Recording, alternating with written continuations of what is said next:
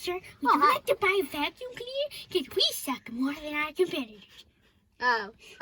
Maybe not. Why? No, because your vacuum sucks. Apparently.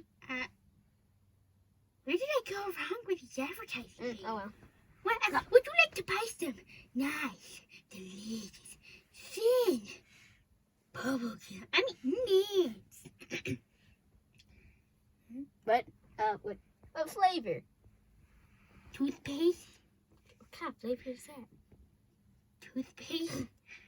We'll take 64. Okay, sir, that'll be $399. I only got a penny.